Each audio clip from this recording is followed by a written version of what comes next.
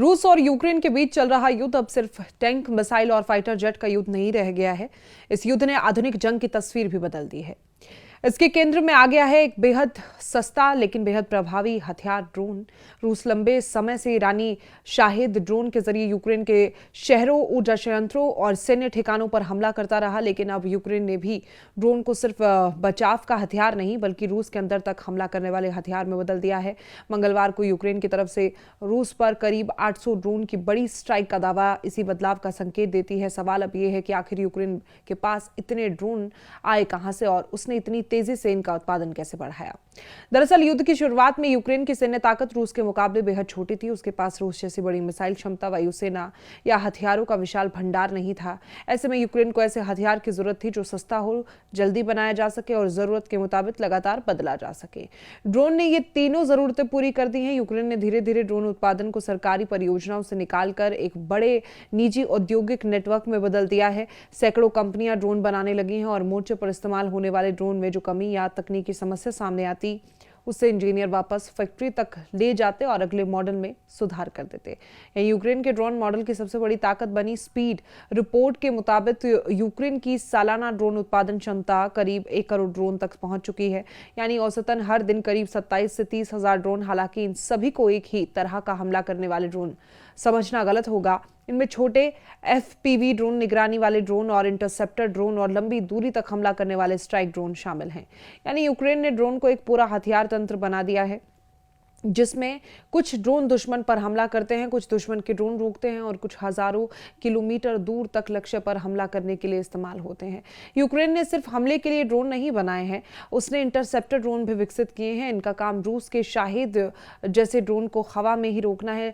यही वजह है कि यूक्रेन महंगे एयर डिफेंस मिसाइल सिस्टम की जगह कम लागत वाले ड्रोन इंटरसेप्टर पर भी जोर दे रहा है। और युद्ध के दौरान अब हजारों की संख्या में ड्रोन किसी शहर की ओर भेजे जाते हैं तो हर ड्रोन को करोड़ों रुपए की मिसाइल से मार गिराना बेहद महंगा पड़ सकता है। ऐसे में सस्ता इंटरसेप्टर ड्रोन ज्यादा व्यवहारिक विकल्प माना जाता है। अब बात रूस की करें तो रूस ने भी ड्रोन युद्ध में भारी निवेश किया। रिपोर्ट्स के मुताबिक 2025 में रूस ने 54,000 से ज्यादा शाहिद प्रकार के ड्रोन इस्तेमाल किए हैं। इन ड्रोन का मकसद बड़े पैमाने पर हमला करके यूक्रेन के एयर डिफेंस को थकाना और उसके महत्वपूर्ण ठिकानों को निशाना बनाना है। लेकिन यूक्रेन ने इसका जवाब सिर्फ रक्षात्मक तरीके से नहीं दिया है। उसने रूस के भीतर मौजूद तेल रिफाइनरी, गोदाम, एयरबेस और सैन्य ठिकानों को भी निशाना बनाने के लिए लंबी दूरी के ड्रोन तैयार किए। यानी अब युद्ध का एक नया सिद्धांत सामने आया है, सस्ता हथियार बनाओ और दुश्मन के महंगे हथियार या इंफ्रास्ट्रक्चर को निशाना बनाओ। इसका सबसे चर्चित उदाहरण जून 2025 का स्पाइडर वेब अभियान था। यूक्रेन ने दावा किया कि सीमित संख्या में छोटे ड्रोन के जरिए रूस के कई एयरबेस को निशाना बनाया गया और कई सैन्य विमानों को नुकसान पहुंचा। यहाँ असली संदेश सिर्फ नुकसान का नहीं था, संदेश ये था कि रूस का विशाल सैन्य ढांचा भी छोटे और कम लागत वाले ड्रोन के सामने पूरी तरह सुरक्षित नहीं है। यूक्रेन की इस कामयाबी के पीछे सिर्फ सेना नहीं है, निजी कंपनियों की भूमिका बेहद महत्वपूर्ण है। रिपोर्ट के मुताबिक 500 से ज्यादा निजी कंपनियां ड्रोन उत्पादन में शामिल हैं और FPV ड्रोन के उत्पादन का बड़ा हिस्सा निजी क्षेत्र से आता है। और यही वजह है कि यूक्रेन के ड्रोन तेजी से बदलते हैं। अगर किसी खास मोर्चे पर रूसी इलेक्ट्रॉनिक जैमिंग किसी ड्रोन को रोक रही है तो इंजीनियर उसके सॉफ्टवेयर, कम्युनिकेशन सिस्टम या डिजाइन में बदलाव करते हैं और नया मॉडल फिर मैदान में पहुंच जाता है। इस पूरी रणनीति को सिर्फ ड्रोन उत्पादन कहना भी सही नहीं होगा।